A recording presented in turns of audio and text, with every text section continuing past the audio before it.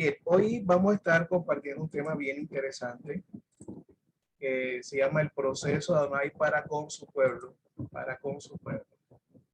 Entonces, voy aquí a compartir pantalla.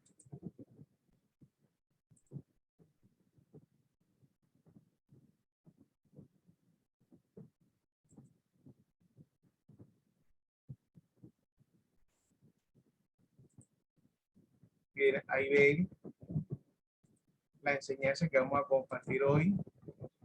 El proceso de Adonai para con su pueblo. El proceso de Adonai para con su pueblo. La base bíblica está en Oseas capítulo 11, capítulo 12, 13 hasta el 14.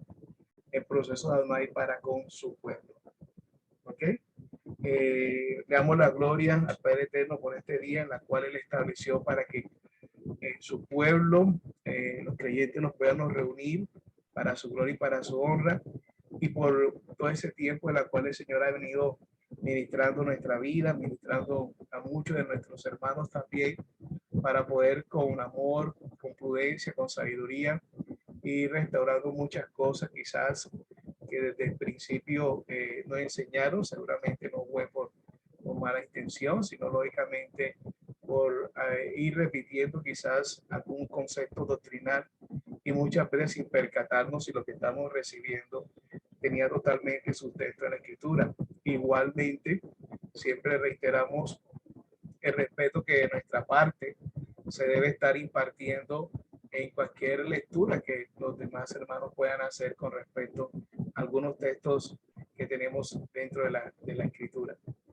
Entonces vemos ahí el proceso de Adonai para con su pueblo, o sea, del 11 al 14.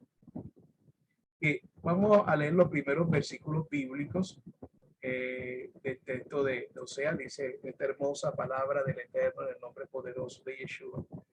Dice: cuando Israel era un niño, yo lo amé, y de Egipto llamé a mi hijo.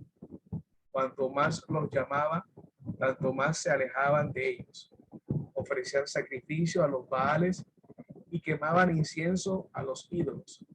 Pero fui yo el que enseñó a andar a Efraín, tomándolo por sus brazos. Pero no reconocieron que yo era el que los sanaba. Los atraje con cuerdas humanas, con vínculos de amor. Fui para ellos como quien alza el yugo de sobre su quijada, alimentándolos con ternura. No tenía que volver a la tierra de Egipto, pero ahora el asirio será su rey, porque no quisieron convertirse.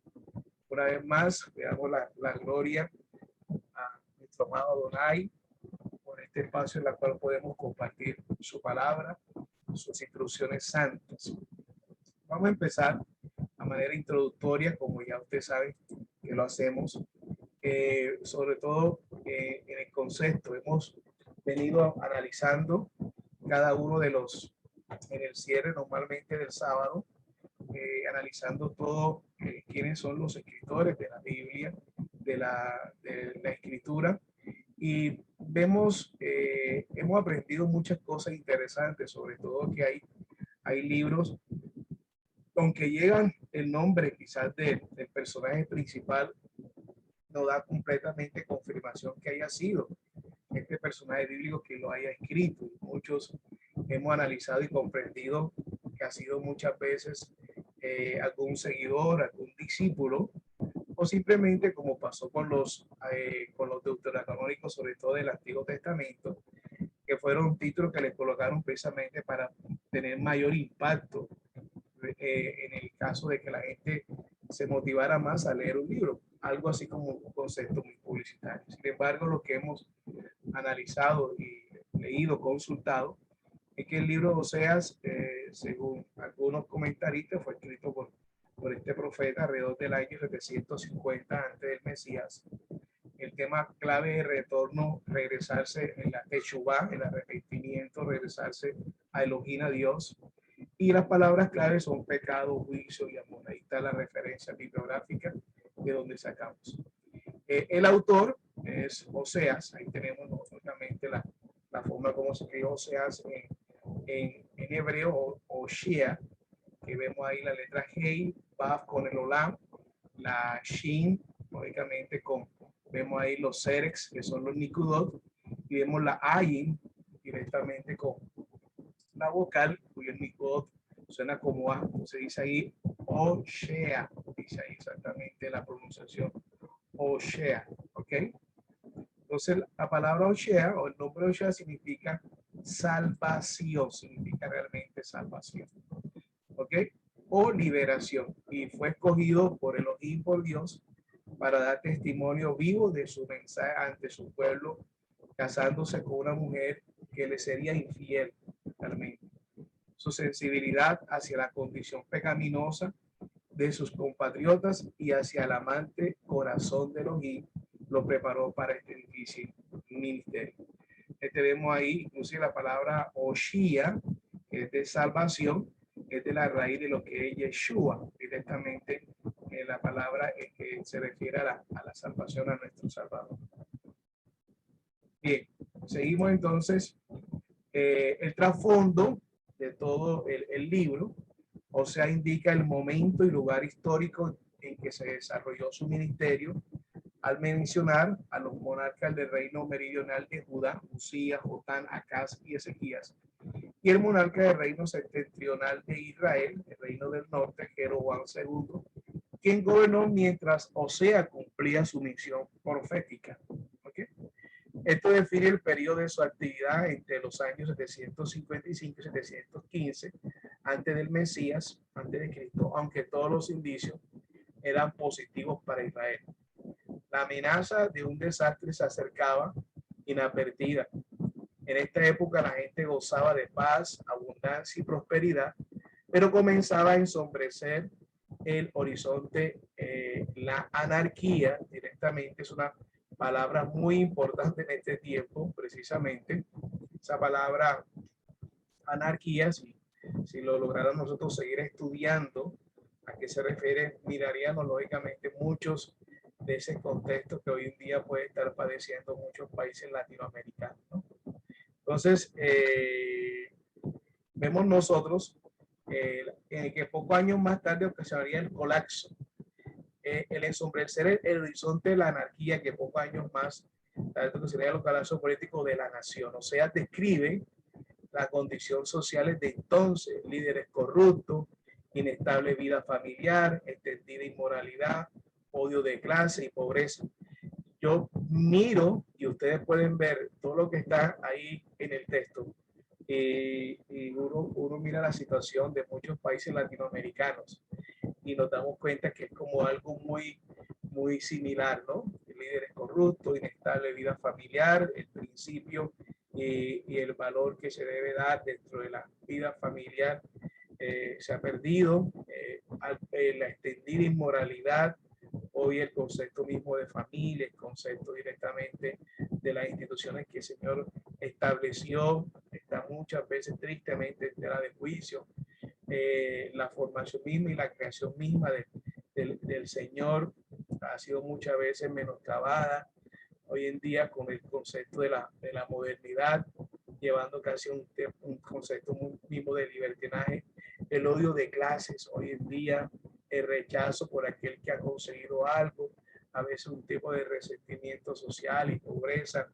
O sea, vemos que hay circunstancias que se está viviendo entre los pueblos latinoamericanos que precisamente inclusive la circunstancia de Osea es muy parecida, sin contar directamente lo que se habla del concepto de esa anarquía que precisamente en el tema latinoamericano se ha venido generando. Entonces, vemos que no son cosas nuevas, no son cosas que estamos experimentando ahora, son problemáticas que vienen desde mucho tiempo atrás, del mismo proceso social y evolutivo de nosotros como seres humanos y los establecimientos mismos a nivel gubernamental. Entonces, este es un trasfondo político, social, económico, religioso que está viviendo OSEAS y que de alguna manera podemos hacer en cierta medida un paralelo en lo que nosotros y en Latinoamérica se está viviendo. Porque aunque la gente continuaba rindiendo culto a Yahvé, a Jehová, la idolatría recibía cada día más aceptación y los sacerdotes no guiaban al pueblo por la senda de justicia. Es decir, realmente se había menoscabado mucho el tema de la ley, hablando de sacerdotes por términos que normalmente ya ustedes han venido conociendo. Normalmente los Cohen, que era los que ministraban el servicio a los fue traducido la palabra como sacerdote. Se ha perdido muchas veces desde los escenarios. Nosotros mismos tenemos responsabilidad de no enseñar directamente las instrucciones santas y no enseñar las obediencias que el Padre estableció dentro de su palabra, dentro de su Torah, para realmente poder guiar desde el establecimiento de nosotros. Mira o sea, como profeta, el profeta, la función primordial era tratar de regresar al pueblo a la obediencia de las instrucciones que el Señor estableció en su palabra. La gente hoy en día está afanado a autodenominarse profeta como aquel casi adivino que ve el futuro y no como aquel que exhorta al pueblo para regresar directamente a la obediencia del Padre Eterno. Entonces, pese a lo oscuro de aquellos días, o sea, hizo surgir la esperanza de que el pueblo retornaría a Dios. Mira lo impresionante. Hoy en día, que mucha gente está cuestionando quizás la labor de la iglesia, la labor de la quejilá, de la congregación, en muchos escenarios económicos, sociales que se viven en Latinoamérica. Aquí nos damos cuenta que cuál debe ser realmente el escenario de aquel que enseñe, que ministre la palabra, es que la gente regrese al camino del Eterno, regrese a un arrepentimiento. Esa es la función que uno como ministro, como servidor, debe preponderar desde estos espacios. La gente siempre quiere que uno actúe como a ellos les gusta que uno actúe. Nosotros tenemos que actuar como el Señor nos dijo que tenemos que actuar, no como la gente quiere que uno responda, ni mucho menos, porque uno no está para agradarle a la gente, sino realmente al Señor. Por eso a veces vienen algunas críticas que se hacen con respecto al papel que debe tener la congregación, la iglesia, la quejilá, frente a ciertos hechos sociales que no somos ajenos, realmente no somos indiferentes, pero tenemos que saber cómo actuar desde nuestra perspectiva de la escritura para tratar de ir rescatando que la clave fundamental es que todos estos temas difíciles que había inclusive, o sea, que hoy día estamos viviendo como la anarquía, el liderazgo, la corrupción dentro del liderazgo, la inestabilidad de la vida familiar, la inmoralidad, el odio entre las clases, directamente la idolatría muy marcada. Entonces se debe levantar cada vez más ese profeta, no para adivinar, no para estar mirando temas de futurología, cosas así, sino para exhortar al pueblo para que regrese a la verdadera obediencia del Padre Eterno. La escritura dice, si mi pueblo se humillara, el cual mi nombre ha sido invocado, entonces, y se aparta de los malos caminos, entonces yo sanaré su tierra. Entonces ahí está la clave que nosotros tenemos que mirar. Ahora bien, hay unos aspectos importantes que marca el libro de Oseas, y que el libro se trata de un pueblo que necesitaba oír del amor de Elohim, de Dios. Un Dios que quería contarles cuán grande era su amor y cuál era el único camino a través del cual podría ofrecerse. El pueblo pensó que podía comprar el amor. Efraín alquiló amantes, ahí está en los capítulos, o sea, que el amor era la búsqueda del placer, iré atrás de mi amante que me dan, y que amar cosas sin valor podía reportar algo positivo, y hicieron abominables como aquellos que amaron. Elohim quería que Israel conociera su amor, el cual se ofrecía a los despreciados y desheredados. Cuando Israel era muchacho, yo lo amé. Ahí comenzaremos todo nuestro estudio. Que guiaba al pueblo con gentil disciplina, con puertas de amor, y perseveraba pese al atolondramiento y a la resistencia de la gente. ¿Cómo podremos abandonarte? Está en el capítulo 11:8. Siempre reitero que trato de colocar mucha información en la diapositiva, no porque sea el aspecto pedagógico más exacto, sino para que ustedes me puedan ir acompañando también, atento a la lectura, más que todo. No coloco solamente los puntos para yo tratar de dialogar, sino que ustedes se vayan también apropiando a través de escuchar y también de visualizar, y ese proceso de aprendizaje se pueda dar un poquito más efectivo. Pero ustedes saben muy bien que de manera pedagógica se colocan solamente unos puntos en el tema de lo que es la presentación en PowerPoint. El problema era cómo llevar este mensaje de amor de Elohim a un pueblo no inclinado a escuchar. Recuerde que el Shema, o que uno ha hablado en Deuteronomio, Shema, Israel, Adonai Elohim, Adonai Echad, esa escucha es una escucha mucho más profunda, es una escucha que va llegado a la obediencia. Escucha y obedece, escucha y obedece. Israel, escucha y obedece, ese es el Shema. Y no acostumbrado a obedecer si acaso escuchaba. La solución de Elohim fue dejar que la vida del profeta se convirtiera en su propio sermón. Es decir, el Señor lleva a Oseas una situación bien tremenda en la cual lo que vivía Oseas era precisamente lo que estaba predicando, la infidelidad de Israel para con el Eterno, para con Dios. Oseas se casaría con una mujer impura, una mujer fornicaria, lo ve en el capítulo 1, versículo 2, la María de verdad y tendría hijos con ella. Iría tras ella y la haría regresar cuando se extraviara. En suma, o sea, debía mostrar a través de su amor por comer, ¿okay?, la clase de amor que Dios sentía por Israel. Es un libro muy interesante, no estamos estrenando todo el libro. Vamos a hacer solamente un énfasis en 4 capítulos, que son los finales, y a su tiempo en el recorrido que se estamos haciendo del Tanaj, del Antiguo Testamento, se dará por un espacio para estudiar los días miércoles este libro. Bien, entonces vemos aquí ya un trasfondo interesante de lo que quiero volver a reiterar este gráfico que se le mostró en la enseñanza pasada, para que siempre vean, y también le mostré un gráfico del contexto histórico, de las circunstancias históricas que se estaban dando en el momento de la historia bíblica, porque la historia bíblica tenemos que darnos cuenta que si nosotros leemos la Biblia, pero a nivel social y económico y político se están moviendo otras cosas. No podemos negar como si la historia bíblica fuera la única historia que existía en el momento. Eso realmente no es correcto.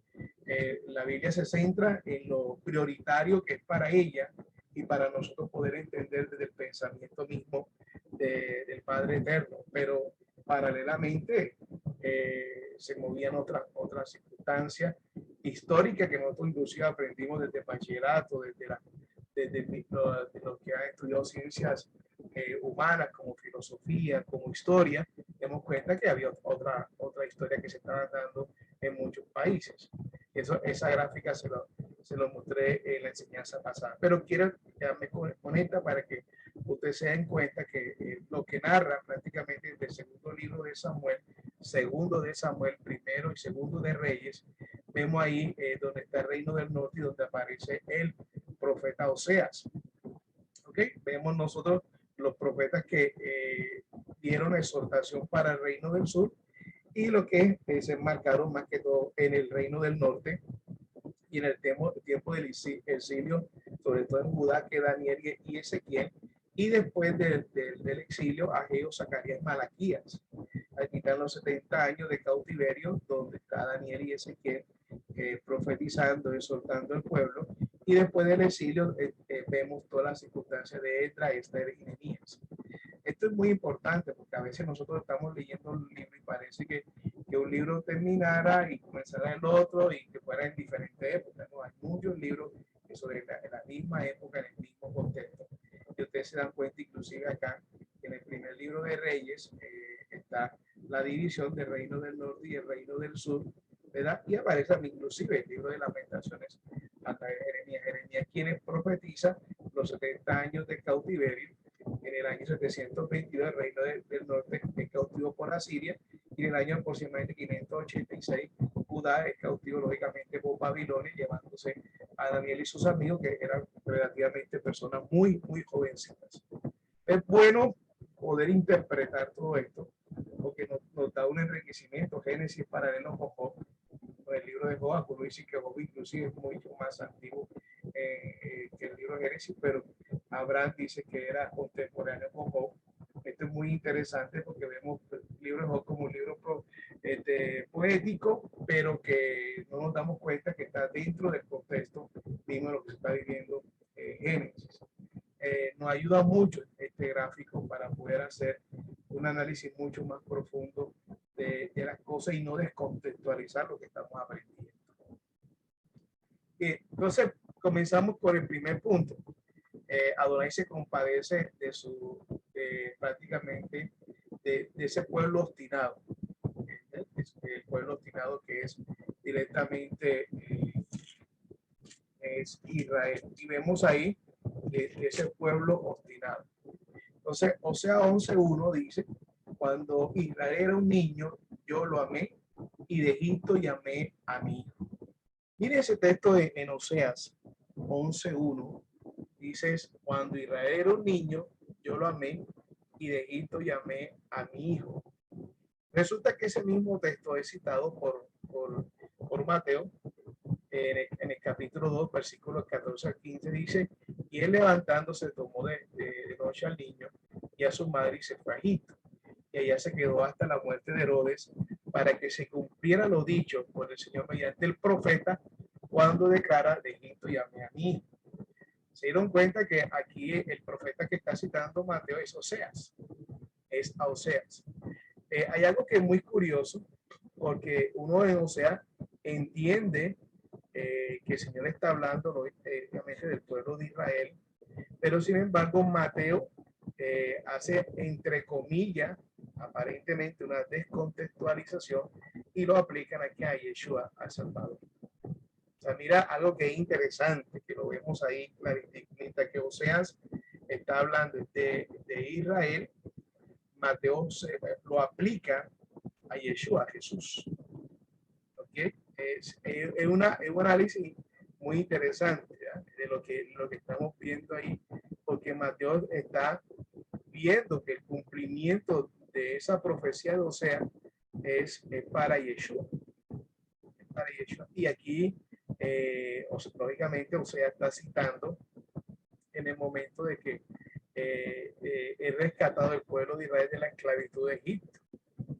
Ahora bien, podemos nosotros entender la relación que hace Mateo para aplicar el texto que Osea hace a Israel como el pueblo elegido por el Señor y aplicarlo directamente a Yeshua, Jesús. Sabemos que Jesús es la cabeza, precisamente la cabeza de quién, del pueblo del Señor. Y va a cumplir de alguna manera cabalidad cada uno de los aspectos proféticos. Entendemos por el pensamiento que tenía Mateo como judío que era, la interpretación que le puede estar dando de que así como lógicamente el Señor llama a Israel, Egipto, así directamente se cumple ese apuesto para con aquel que es el Mesías y es el Salvador. Pero no deja de ser muy interesante el concepto del pensamiento hebreo que tenía Mateo para poder relacionar que directamente en Yeshua Jesús se cumplía directamente también esta profecía como cabeza del pueblo de Israel, así como el Señor es cabeza, ¿no es cierto? Yeshua es cabeza de la congregación, cabeza de la iglesia. Entonces, es muy interesante que Mateo lo haga y sin embargo podemos comprender que Jesús también se llega a cumplir esta parte de te llamé a mi hijo, ¿no? Porque igualmente Israel tratado como hijo y Yeshua Jesús precisamente como el Omer Reshit, como esa parte visible de Adonai aquí en la tierra y que es sacado precisamente de todo el concepto de lo que es Elohim como plenitud de la deidad. De esa plenitud de la deidad sale el Mesías, sale Yeshua directamente, y por eso el trato que él hace como Abba, como madre. Esto es quizá un poquito profundo, porque la mayoría de ustedes ya han venido interpretando todo este concepto, y por eso lógicamente como sale directamente, como se ve de las entrañas de la plenitud de la deidad, precisamente Yeshua dice, mi padre y él, este es mi hijo amado en quien yo tengo complacencia. Es algo muy maravilloso. Entonces, muy importante estos aspectos que estamos viendo acá. En el versículo 2, en adelante, no sea, dice, cuanto más los llamaba, tanto más se alejaban de ellos. Ofrecían sacrificio a los baales y quemaban incienso a los ídolos. Pero fui yo el que enseñó a andar a Efraín, tomándolo por sus brazos, pero no reconocieron que yo era el que los sanaba. Recuerda algo interesante, que Oseas es llamado a profetizar sobre el reino, lógicamente el reino del norte. Y esa profecía, lógicamente el reino del norte es llamado también Efraín. Recuerde que el reino del norte, que mantuvo el nombre de Israel y cuya capital, de alguna manera, la capital era Samaria, esa capital era Samaria, después tomó como aspecto fundamental llamarlo Efraín. Ustedes recuerden también que dentro de los hijos de José, Jacob llega a llamar a Efraín también como primogénito, ¿no es cierto? Como primogénito. Y vemos aspectos muy interesantes cuando ya es durante mucho lapso de la escritura, vemos que ese concepto de Efraín está ligado más que todo aquí al reino del norte. ¿Okay?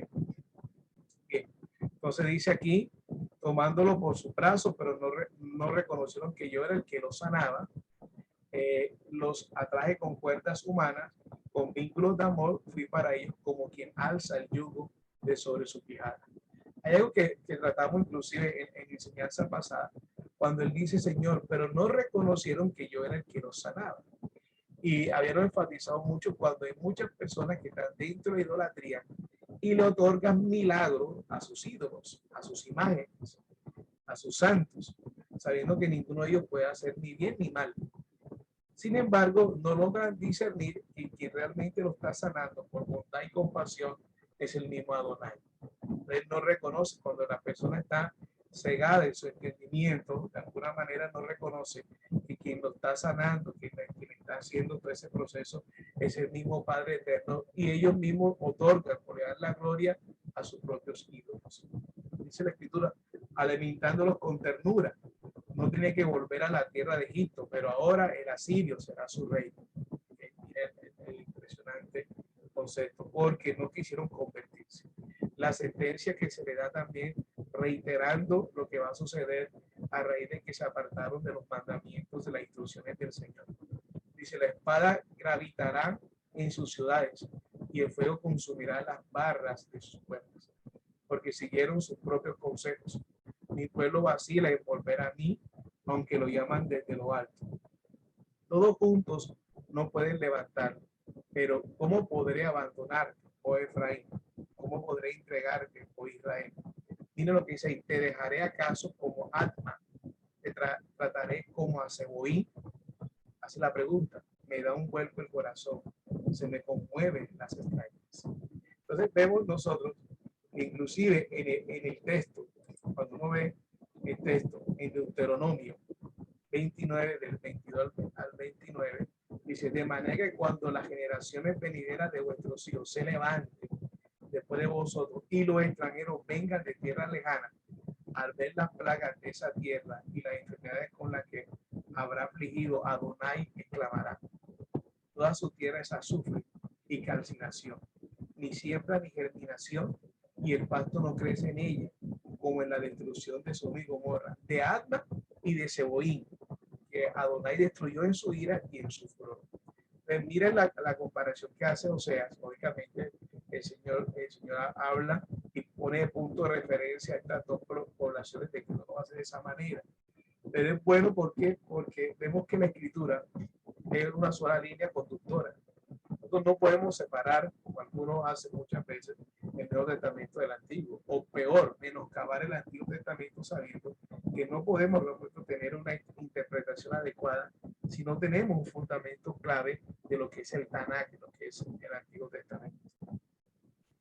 Y todas las naciones dirán, ¿por qué trató así a Adonai a esta tierra? ¿Qué significa el ardor de esta enorme ira? Y se le pondrá, porque abandonaron el pacto de Adonai, el Elohim de sus padres, que él hizo con ellos cuando los sacó de la tierra de Egipto. Y sirvieron a otros dioses y se inclinaron ante ellos, dioses que no conocían, los cuales él no les había asignado. Por eso la ira de Adonai ardió contra esta tierra, para traer sobre ella todas las maldiciones escritas en este libro. Y con ira, furor y gran indignación, Adonai los ha desarraigado de su propia tierra y los ha arrojado en tierra ajena, como hoy se ve. Las cosas secretas pertenecen a Adonai, nuestro Elohim, pero las reveladas son para nosotros y para nuestros hijos, para siempre, para que cumplamos todas las palabras de esta ley. Entonces, comenzamos a comprender que en la medida de que las naciones y el pueblo no regrese de alguna manera a la obediencia del Padre Eterno, hoy nos damos cuenta con claridad que quizás de pronto nos comenzamos a pensar que si yo predico esto, si yo predico aquello, la gente se me va a ir, después porque la gente está acostumbrada a esta parte y no a lo otro. Pero llegará el momento que nos toca preguntarnos a qué cuenta le vamos a dar al Señor. ¿Qué cuenta? Porque estamos nosotros siempre pensando en el que dirán, que ellos piensan esto, y no estamos definiendo realmente si nos toca predicar lo que es la Escritura. Quizá hay muchos miedos en nuestros corazones, quizá hay muchos miedos a nivel de pronto de ministro, de poder decir, voy a enseñar esto, mejor dicho, cómo lo haré para que las personas de manera académica, pedagógica, con la oración, el Señor mismo le vaya mostrando, inquietando que tenemos que corregir ciertos aspectos que no se dieron en la Escritura, sino que fueron impuestos lógicamente por Roma y que eso afectó toda la doctrina que durante muchos años quizás impartíamos. De alguna manera, y reitero, y hago la corrección, no toda la doctrina, algunos aspectos, pero que esos aspectos han afectado muchísimo en el concepto mismo de creencia. Que el Señor nos pueda dar la valentía, dice, esfuérzate y sé valiente, la valentía para poder asumir ese error, a pesar de algún señalamiento, a pesar de algún momento de que te puedan decir hereje o judaizante, porque son los calificativos que a veces muchas personas estamos en un tiempo en el cual la gente le gusta mucho descalificar, ofendernos. O sea, uno ve en las redes sociales la ofensa continua, el menosprecio. De alguna manera es triste este tiempo en el cual nosotros estamos muchas veces escuchando, y lo más triste que de pronto personas hasta creyentes también comienzan a participar de la misma forma del habla de personas que aún no conocen realmente al Señor. Entonces vemos ahí que ese es un texto en el cual Oseas lógicamente conocía y está citando Deuteronomio 29 del 22 al 29. Bien, cerra el capítulo 11, muy sencillo, no ejecutaré el ardor de mi ira, no me volveré para destruir a Efraín, por cuanto yo soy él y no hombre, el santo en medio de ti, no vendré con furor, irán en pos de Adonai, que rugirá como león, sí, él rugirá, y sus hijos vendrán temblando desde occidente. Desde Egipto vendrán temblando como pájaros, desde Asiria como palomas, y haré que habiten en sus casas, dice Adonai. Efraín me tiene rodeado de mentiras, la casa de Israel de falsedades, y Judá aún divaga para con Dios, para con el Santísimo y el Fiel. Esos son palabras tremendas. Efraín, el Efraín disperso, tiene rodeado de mentiras. La casa de Israel de muchas falsedades. Todavía en la obra, en esa dispersión que se ha hecho a nivel de los 4 puntos cardinales. Y Judá aún divaga. Ese Judá que es quien está realmente posicionado casi como el Estado moderno de Israel, y que de alguna manera estar ahí siguiendo para ellos el Taná y el Torá, pero en muchos aspectos no revelado directamente lo que es el Mesías. Entonces vemos las circunstancias que está viviendo, o sea, muy clave. Parece que es un libro para también todavía para esta época.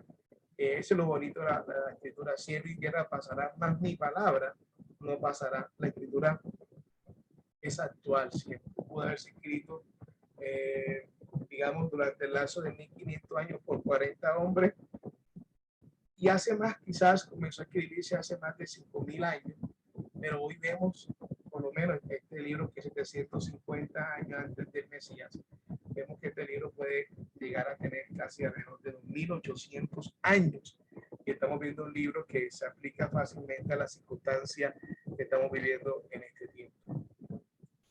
Bien. El segundo punto es Efraín reprendido por su falsedad y opresión. Dice Oseas 12, del 1 al 4, mire, el capítulo 12.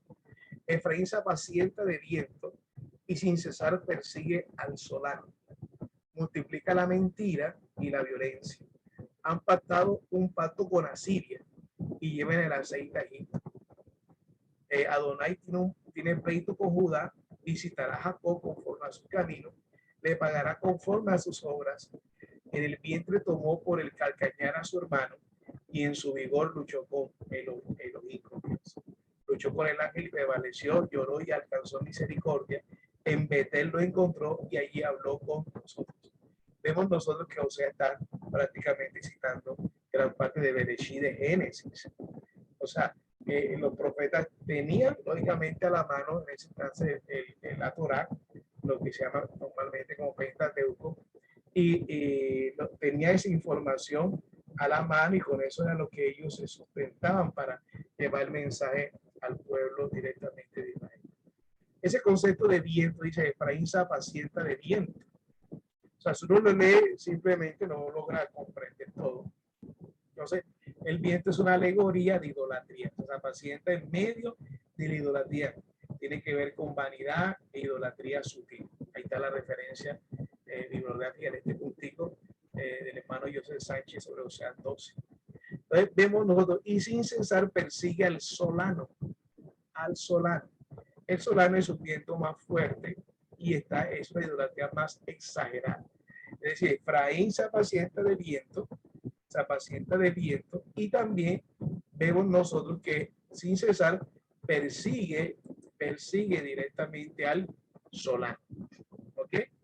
Ya entendemos que se sumerge en la idolatría, se deleita en medio de la adoración de dioses paganos y dice, multiplica la mentira y la violencia. Han pactado con pacto en Asiria y vemos ahí nosotros todo lo que está hablando, lógicamente, o sea, de la separación completa que hace Efraín, que hace el reino del norte, hacia, lógicamente, los pactos, las ordenanzas que el Señor estableció. Génesis 25, del 24 al 26 dice, cuando se cumplieron sus días para dar a luz, y aquí había gemelo en su vientre, y salió el primero pelirrojo, todo el velludo como una pelliza, y llamaron su nombre Esaú. Después salió su hermano con su mano asida al talón de Esaú y llamó su nombre Jacob o Jacob. Y era Isaac de 60 años cuando los engendró. Entonces vemos ahí que el pasaje que está citando Oseas, donde dice, el vientre tomó por el calcañar a su hermano, es lógicamente Génesis 25, del 24 al 26. Y después viene a citar otro texto que el mismo Jacob, que viene siendo el patriarca, a la cual se le da el nombre a Israel como nación elegida por parte del Señor. Y es lo que dice Génesis 32, del 22 al 28. Y aquella misma noche se levantó y tomando a sus dos mujeres, a sus dos siervas y a sus 11 hijos, atravesó el valle de Jaboc. Los tomó pues y los hizo pasar el arroyo. Luego hizo pasar todo lo que tenía. Y Jacob se quedó solo y un varón estuvo luchando con él hasta rayar el alma. Pero viendo que no podía con él, le atacó el encaje de su muslo y se le desconyuntó el muslo a Jacob mientras luchaba con él. Entonces dijo, déjame que raye el alma. Y él dijo, no te dejaré si no me bendices. Y le dijo, ¿cuál es tu nombre? Y respondió Jacob. Y dijo, ya no se dirá tu nombre Jacob. O sea, que significa que el usurpador, sino Israel, el que lucha al lado de Dios, porque han luchado con Elohim y con los hombres y han vencido. De ahí comienza a constituirse ya el nombre de Israel y Jacob como ese patriarca clave de las 12 tribus. Y o sea, está citando esos textos. Está citando esos textos haciendo referencia, está profetizando sobre Israel, a pesar que está explicando sobre las 10 tribus del reino del norte, le está recordando también la forma como el Señor lo escogió, como le colocó nombre, para que ellos se den cuenta que deben regresar a su Señor, a quien realmente nos estableció como pueblo. En Oseas 12, del 5 al 13 dice, si Adonai es Elohei Sebaot, porque Elohei Sebaot, el Todopoderoso, el Dios de los ejércitos, el Rey de los ejércitos, Adonai es su nombre. Tú pues conviértete a tu Elohim. Practica la misericordia y la justicia y espera siempre a tu Elohim, a tu Dios. Balanza engañosa tiene Canaán en su mano. Es amigo de oprimido. Dijo Efraín, ciertamente me he enriquecido. He hallado riquezas para mí, pero sus esfuerzos no le alcanzarán para borrar el pecado que cometió. Sin embargo, desde la tierra de Egipto yo soy Adonai, tu Elohim. Aún te haré habitar en tiendas como en los días de las solemnidades, porque he hablado a los profetas, he multiplicado las visiones y mediante los profetas propondré parábolas. Impresionante, mira, es Galat iniquidad, solo son vanidad. En Gilgal se fijarán bueyes, pero sus altares serán montones de escombros sobre los surcos del campo. Huyó Jacob a la tierra de Arán, Israel sirvió por una mujer y por una mujer guardó rebaño.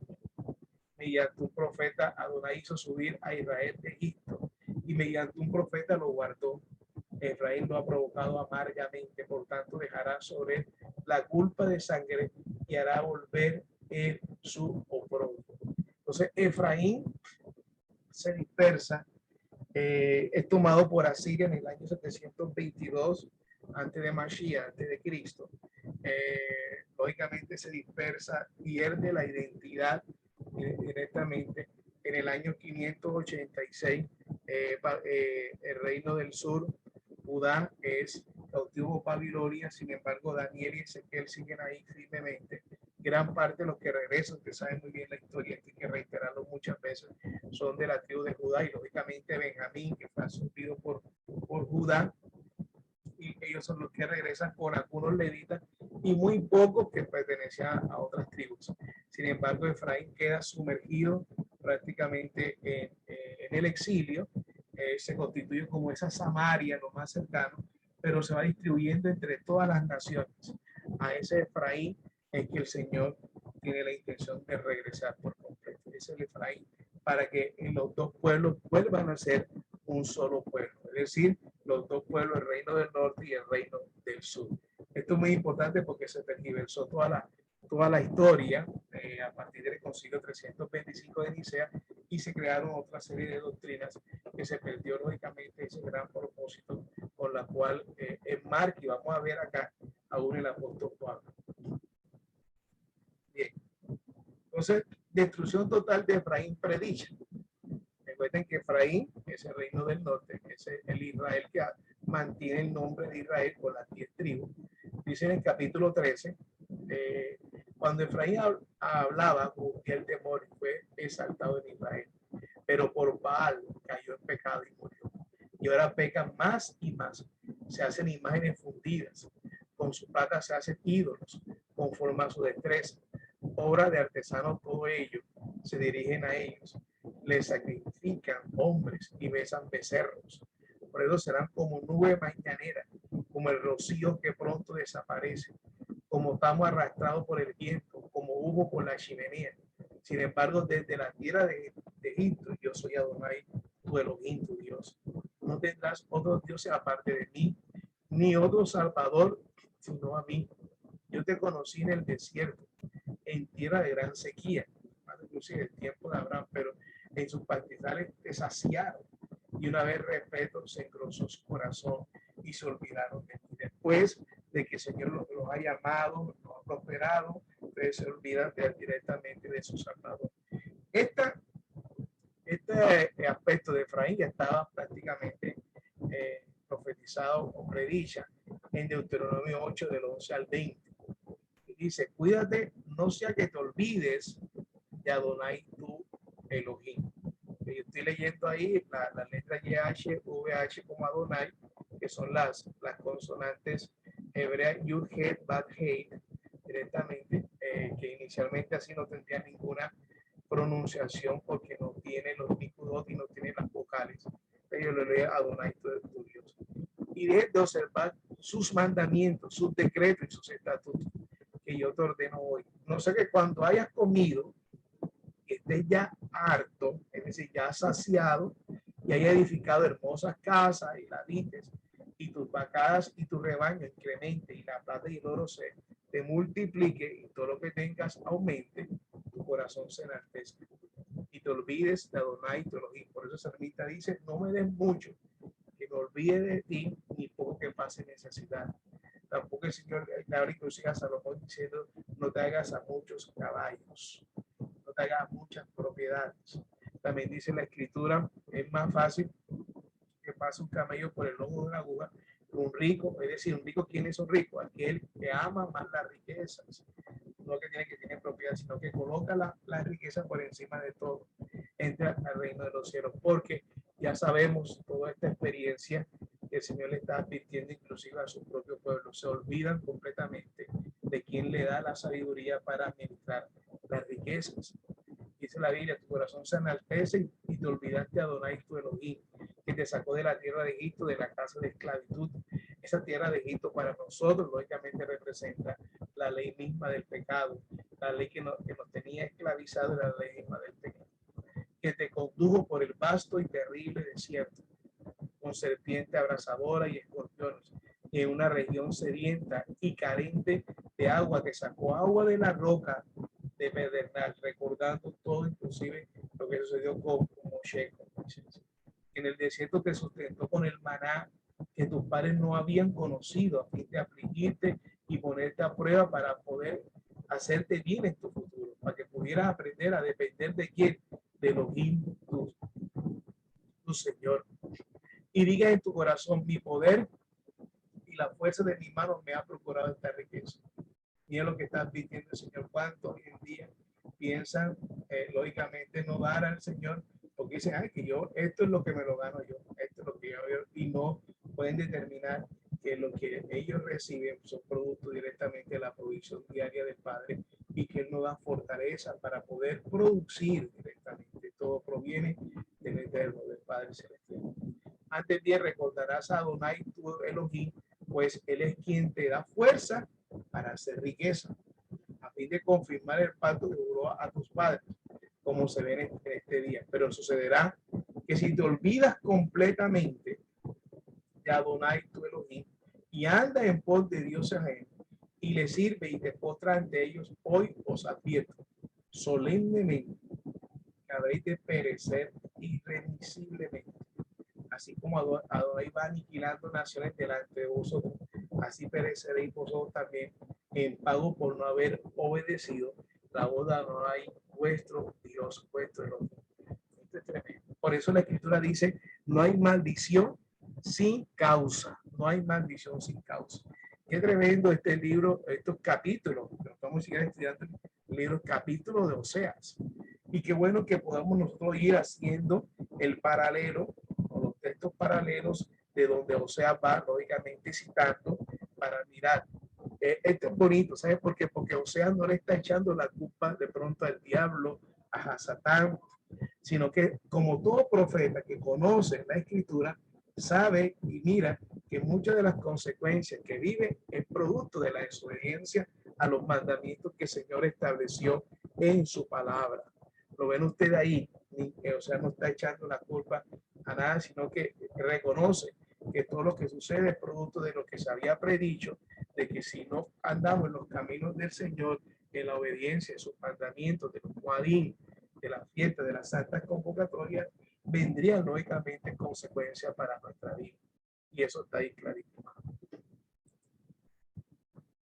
Bien, dice, mira el versículo del 7 al 16, dice, seré pues para ellos como un león, los acecharé como leopardo junto al camino, los asaltaré como osa de cría robada y desgarraré la envoltura de su corazón, los devoraré como una leona. Mire todo lo que el comparativo, el símil, todo lo que usa el Señor, las figuras literarias y las fieras del campo los despedazarán.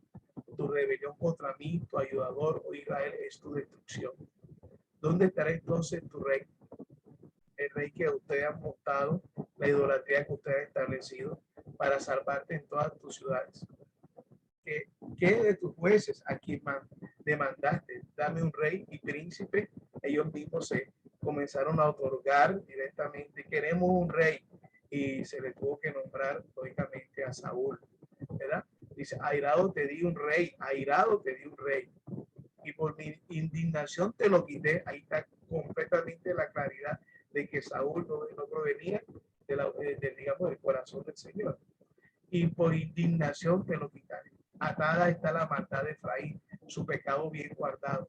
Le vendrán dolores de parturienta. Él no es hijo prudente. No se colocó a tiempo la hora del nacimiento. Después dice la pregunta, miren lo interesante, los libraré del poder de Seón, los redimiré de muerte. ¿Dónde está, oh muerte, tu plaga? Es decir, que el apóstol Pablo nunca se inventó, oh, ¿dónde está tu muerte, tu aguijón? Sino que ya Oseas lo había dicho. Por eso es muy importante poder aprender, y le reitero, lo que es el Tanakh. No vayamos otra vez con eso que llegan las personas a la congregación y lo primero que se le regala es el Evangelio de Juan, el Evangelio de Mateo, sabiendo por qué no se le regala a gente. Para que puedan ver todo el transcurrir de la historia y no comience desde el primer inicio, el primer día que va a la congregación totalmente descontextualizado. Lo que pasa es que esos evangelios son los más fáciles, pero yo creo que Génesis no es fácil. ¿De dónde salió ese concepto? Y donde muchas veces comenzamos a repartirnos, que vamos a repartirle cuando pasan acá atrás, de pronto el librito del Evangelio de Juan. Entonces comienza la gente ya desde el primer día descontextualizada. ¿Por qué? Porque no les comenzamos a narrar la historia desde el principio. Pablo no se ha inventado nada. Pablo está reiterando todo lo que los profetas, todo lo que la escritura que tenía a la mano él en ese entonces, porque él nunca conoció el Nuevo Testamento. El Nuevo Testamento estamos viviendo que fue escrito práctica, fue recopilado a partir del año 150-200, fue que vino recopilado el Nuevo Testamento. Ninguno, y esto lo vamos a reiterar siempre, ninguno de los apóstoles conoció el Nuevo Testamento. Algunos conocieron las cartas de algunos de sus consiervos. Pedro conocía algunas cartas de Pablo, él mismo lo dice, son difíciles de entender, dice el mismo Pedro en sus cartas. Imagínate si Pedro, que era contemporáneo, que tenía el mismo Tanakh, entonces ahora en este tiempo pueden llegar a comprender sin una estructura adecuada del Antiguo Testamento a Pablo. Por eso a Pablo se le saca mucho del contexto, muchísimo. Y dice ahí, ¿dónde Seol tu destrucción? La composición se ha ocultado de mis ojos, aunque él sea el más fecundo entre sus hermanos. Vendrá el solano, ¿sabes? Como soplo de Adonai, ya sabemos, solano es un viento fuerte, que sube el desierto y su manantial se secará y se agotará su fuente. Él saqueará el tesoro de todos sus objetos preciosos por haberse rebelado contra su Elohim, su Dios. Samaria cargará su culpa, la capital, y caerá por la espada. Sus niños de pecho serán estrellados y sus mujeres en cinta rajadas. Qué tremendo, está hablando Oseas, profetizando el reino del norte, exhortándonos para que regresen. Pablo dice en Corinto, he aquí os digo un misterio, no todos dormiremos, dice la escritura, los libraré del Señor, del poder, lo redimiré de la muerte, pero todos seremos transformados. En un instante, en un abrir y cerrar de ojos, al final trompetas, porque sonará la trompeta, ¿sí? Que viene la fiesta, la trompeta. Y los muertos serán resucitados incorruptibles y nosotros seremos transformados. Esto era algo que ya se había escrito directamente en el Tanakh. Esto no fue una cuestión. Pablo le reitera nuevamente. Eso es lo que el Señor ha mostrado a través de la misma escritura que tenía en ese momento. ¿Y qué es lo que tiene Pablo en este momento? Los rollos del Tanakh, con lo mucho la Septuaginta, pero no tenía nada del Nuevo Testamento. ¿Sí? Porque es necesario que esto corruptible sea vestido de incorrupción y esto mortal sea vestido de inmortalidad. Y cuando esto corruptible se vista de incorrupción y esto mortal se vista de inmortalidad, entonces cumple la palabra que ha sido escrita. ¿Cuándo fue escrita? Aquí fue escrita en Oseas. ¿Dónde está, oh muerte, tu plan? ¿Verdad? ¿Dónde está, oh muerte, tu victoria? ¿Dónde, oh muerte, tu aguijón? Pues el aguijón de la muerte es el pecado. Y el poder del pecado, la ley del Eterno. Tremendo. Bendito es el Padre Celestial que nos ha llevado a poder ir conociendo y conduciéndonos en este camino directamente para no estar contextualizado la enseñanza. Pero gracias a Dios que nos da la victoria por medio de Yeshua, el Mesías, de Jesús el Mesías, nuestro Señor. Así que mis hermanos amados, afirmen como vida, abundando en la obra del Señor, siempre sabiendo que vuestro trabajo en el Señor no es en vano. Es decir, que todo esto que está hablando, o sea, es para el pueblo de Israel directamente, que está disperso, y todo esto que está hablando Pablo es consciente de que se lo ha dicho Oseas al pueblo de Israel disperso, que ahora a Pablo le toca continuar, llevar el mensaje, las buenas nuevas, la besorot de salvación a quién, al Efraín, que está disperso entre las naciones. Es decir, el propósito no ha cambiado. El propósito del Señor permanece firme. El Señor no es para cambiar, dice Malaquías. El Señor no cambia. El Señor no cambia. Dice Oseas 14, salvación por gracia. Salvación por gracia. Oseas 14, del 1 al 5 dice, oh Israel, vuélvete a Adonai, tu Elohim, pues has caído por tu iniquidad. El llamamiento, la exhortación, el arrepentimiento, volver a Teshuvah, procuraos palabra y volveos a Adonai, decirle, quitar toda iniquidad y aceptarnos con benevolencia. Y te ofreceremos los sacrificios de nuestros labios. Ojo, nuestros labios. Asiria no nos salvará. Ya no montaremos a caballo. No diremos más a la hechura de nuestras manos. Dios es nuestro sois. Porque solo en ti haya misericordia el huérfano. Qué bonito. Sanaré sus apostasías y los amaré por pura gracia. Porque mi ira ya se ha apartado de él. Seré para Israel como el rocío, florecerá como el lirio y arraigará sus raíces como el líbano. Qué hermoso, la gracia no es del Nuevo Testamento. Nuevamente, ¿de dónde sacaron eso? Pablo, ¿no? Que el apóstol de la gracia. La gracia viene, la gracia del Señor. Y lo que dice 1 Juan 2:1, hijitos míos, estas cosas escribo para que no peque. Y si alguno peca, Paracleto tenemos. Paracleto, ok, el Ruach HaKodesh, ante el Padre, a Jesús, a Yeshua, el Mesías, Hamashiach, el justo, ok, el justo, el Sadik. Entonces vemos ahí directamente, a través de la obra redentora de Yeshua, somos injertados en el pueblo de Israel, a la cual el Señor nos ha estado buscando. Y Yeshua dice, yo solamente he venido a las ovejas perdidas de la casa de Israel. Hebreos 13:15, ofrezcamos siempre por medio de él el sacrificio de alabanza, es decir, fruto de labios que confiesan su nombre. Aquí está, ¿ves? Y ofrecemos el sacrificio de nuestros labios. Eso está escrito en Oseas.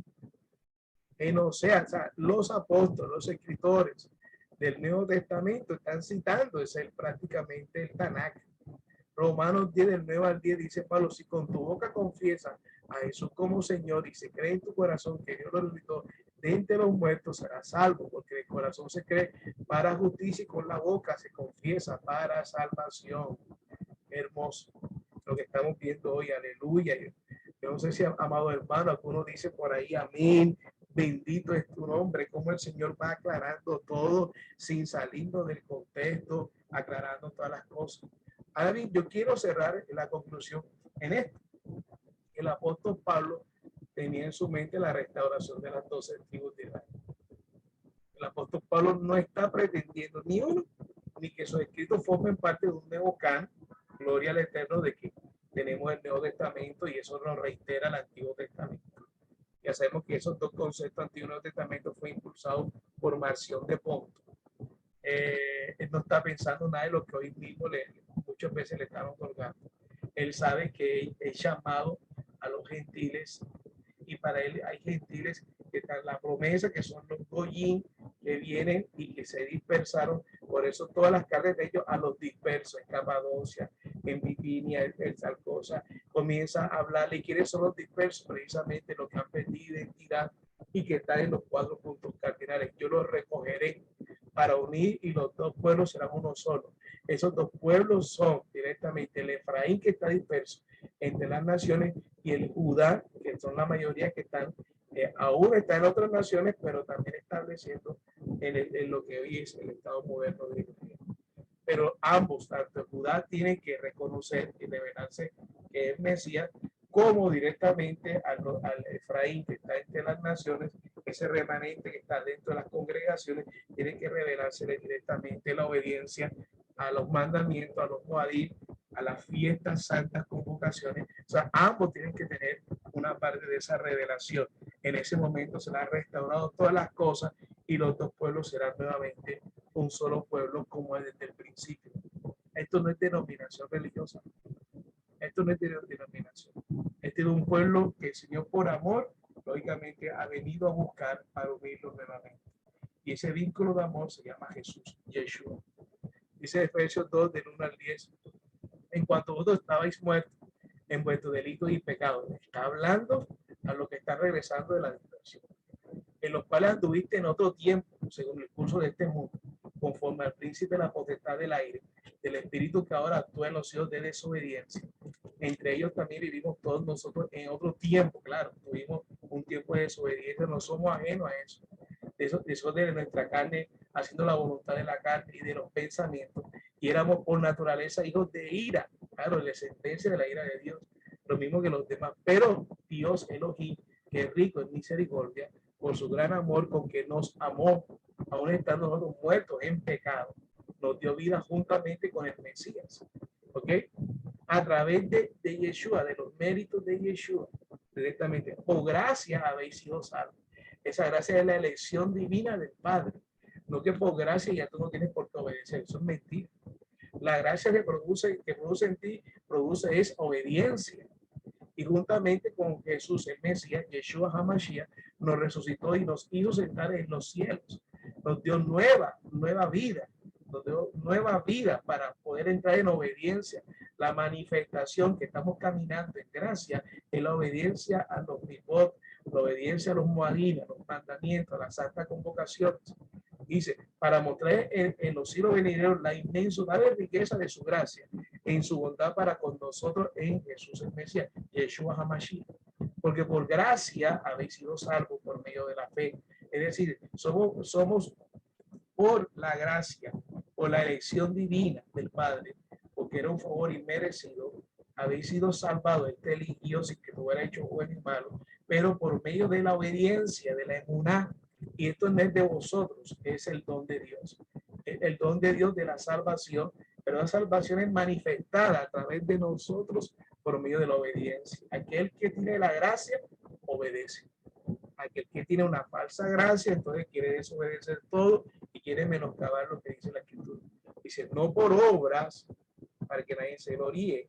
Ojo, estamos hablando aquí otro tipo de obra, porque somos hechuras suyas, porque la Escritura dice, porque no son los oidores de la fe que van a ser salvos, sino los hacedores de la ley son los que van a ser salvos. Creados en Jesús, en Mesías, en Yeshua HaMashiach, para buenas obras, obediencia, los cuales Dios preparó de antemano para que anduviese su manera. Y queremos andar en los mandamientos, en las instrucciones santas y en las santas convocaciones. Esa es la manifestación de aquel que es parte del pueblo del Eterno. Seguramente hay muchos todavía pueblos del Eterno en la cual el Señor va a ir mostrando que hay que regresar a los mandamientos, hay que regresar a las santas convocaciones para la gloria y honra de su nombre. Es un proceso difícil, producto del mismo adoctrinamiento que se ha tenido con lo que es Babilonia y lo que es Roma, que ha impuesto lógicamente el adoctrinamiento en muchas denominaciones. Mira lo que dice Efesios 3, del 1 al 13. Por esta causa, yo, Pablo, soy el prisionero del Mesías, por amor a vosotros los gentiles, los goyim, los que han estado dispersos directamente. Si es que oíste acerca de la administración de la gracia de Dios que me fue encomendada para vosotros, ¿verdad? Conforme a una revelación me fue dada a conocer el misterio, como antes escribí brevemente, leyendo lo cual podéis percibir mi entendimiento del misterio del Mesías, que no se dio a conocer a los hijos de los hombres en otras generaciones, como ahora fue revelado a sus santos apóstoles y profetas por el Ruach HaKodesh, que los gentiles, los goyim, los que están dispersos, esos gentiles, que por gracia el Señor nos ha olvidado de nosotros. Hoy en día ya no somos gentiles, lo que ya hemos reconocido directamente a Yeshua, Jesús como Salvador, somos injertados en un pueblo, ya no somos gentiles. Oye, hay gente todavía que dice que nosotros somos gentiles, no es gentil aquel es que no ha entrado en pacto directamente delante del Señor.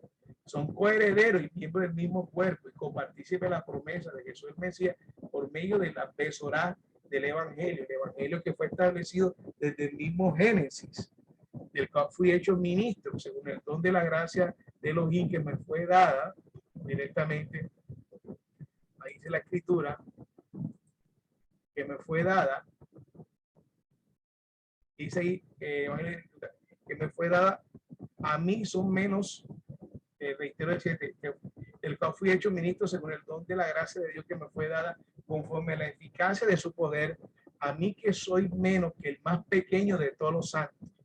Me fue dada esta gracia de proclamar a los gentiles el evangelio de la inescrutable riqueza del Mesías y de sacar a la luz cuál es la dispensación del ministerio escondido desde los siglos en Dios, que creó todas las cosas, para que la multiforme sabiduría de Elohim se ha dado ahora a conocer por medio de la iglesia, de la que irá a los principados y potestades en los cielos, conforme al plan de las edades que hizo en Yeshua HaMashiach, Jesús el Mesías, Señor nuestro Adón, ¿okay? El cual tenemos seguridad y derecho de entrar con confianza por la emuná en él. Por tanto, pido que no desmayéis a causa de mis tribulaciones por vosotros, que son vuestra gloria. Amado, qué hermoso cuando nosotros comenzamos de alguna manera a relacionar todo esto, porque los apóstoles no estaban siendo ajenos a lo que tenía a la mano. Lo que tenía a la mano era desde Berechí, desde Génesis hasta Malaquí, hasta Malaquías, a lo que tenía, aunque sabemos que en otras escrituras hebreas aparecen como Crónicas, último libro, o Nehemías, fue la Septuaginta que comenzó a hacer orden de Génesis hasta Malaquías. Entonces vemos nosotros lo importante que tenemos, el trato del Señor para con su pueblo y la necesidad directamente nosotros de buscarle cada día de acuerdo a su voluntad, de acuerdo a su obediencia, para su gloria y para su honra. Bendito realmente es el Padre Eterno que nos ha guiado, que nos ha fortalecido en este instante para su gloria. Gracias al Padre Celestial por este momento, por lo que el Señor nos permite realmente compartir en este texto de Oseas, que nos ayuda a poder dar un direccionamiento completo hasta lo que nosotros llamamos el Brihacha, el Nuevo Testamento, y que ninguno de los apóstoles estaba siendo ajeno a cada una de las promesas que el Señor había establecido para con su pueblo, de exhortar, de la sentencia. Y aun cuando viene el Señor, así como existieron los jueces, así como las 12 tribus, así también como el número de profetas, se levantan también 12 apóstoles para el mismo propósito, para rescatar y llevar a las 12 tribus, a las ovejas perdidas de la casa de Israel, para directamente traerlo nuevamente a su redil, al amor directamente de lo que tiene con el Eterno. Esa también la historia aún de la oveja perdida, del hijo pródigo, de la moneda perdida. Toda una serie de parábolas está apuntando a que pueda regresar directamente ese Efraín. Por eso nosotros desde nuestras voces tenemos que nuevamente rescatar, aunque mucha gente se pueda de alguna manera oponer, hablarle de que este pueblo, tú y yo somos parte de ese pueblo que el Señor está viniendo a rescatar a través del Paracleto, del Rúa, pero por medio de los méritos de quien, de Jesús, de Yeshua, y desde nuestro púlpito, nuestro escenario, darle a entender, orar con respeto y con amor a muchas otras personas que han hecho la separación, porque han hecho la doctrina prácticamente de reemplazo, donde dejando atrás las promesas, los deberes que el Señor estableció para Israel directamente, lo asumieron una iglesia. Y el Señor no ha llamado directamente, sino a un pueblo que está disperso entre las naciones y que se está reuniendo en las quejilas, en las congregaciones, para el momento oportuno de su restauración. Ese pueblo debe estar clamando para obedecer los mandamientos y también debe estar clamando para guardar el Shabbat, guardar las fiestas bíblicas, porque entraron en pacto hasta la restauración de todas las cosas, que la venida de nuestro Señor. Amén, amados. Amén. Qué hermoso. Bendito es el Señor. Cuántos se han gozado en este tiempo, para la gloria y honra de su nombre. Bendito es el Padre eterno. Inclinemos nuestro rostro. Dándole gracias al Señor. Padre, gracias por tu bondad, por tu compasión, porque tú eres bueno, Padre. Por tu compasión y tu bondad que es siempre infinita cada día, Señor. Ayúdanos, Señor, como congregación. Oramos por muchos de nuestros hermanos también en otras congregaciones, Señor, que están caminando, Señor, de acuerdo a tu voluntad, de acuerdo a tus preceptos, a tus ordenanzas, Señor. Que están comenzando a hacer las celebraciones santas, que es para tu pueblo, Señor, no una nación civil, es para tu pueblo completo, Señor. Gracias, Señor, te damos para que seamos sabios en este tiempo, prudente en nuestro hablar, Señor, en exponer tu palabra, ante las circunstancias que estamos viviendo de manera social, de manera civil, Señor. O sea, tú tomando control de este hermoso país, de cada uno de los países en los cuales nosotros vivimos, para que tú manifiestes cada día más a través de tu Ruach HaKodesh ese tiempo de arrepentimiento, de buscar tu presencia cada día y nosotros para glorificar tu nombre a cada momento. Gracias por nuestra familia, toma control de nuestra familia, Señor. O sea, nosotros resguardándonos, Señor, con tu ayuda, ante todavía la pandemia del COVID-19, Señor, ante estos disparos del pico de enfermedad, de estas variantes, Señor, seamos prudentes para salir, seamos prudentes en nuestras actividades laborales, Señor, Padre Celestial. Resguarda nuestra vida. Oramos por los familiares que están enfermos, Señor. Sea tu mano sanadora sobre cada uno de ellos para tu gloria y para tu honra, Señor. Sea tú proveyéndonos cada día, Señor. En el nombre poderoso de Mashiach, te damos la gloria y la exaltación y alabanza. En el nombre poderoso de Yeshua. Amén y amén. Gloria al Eterno. Amados, bendiciones a todos.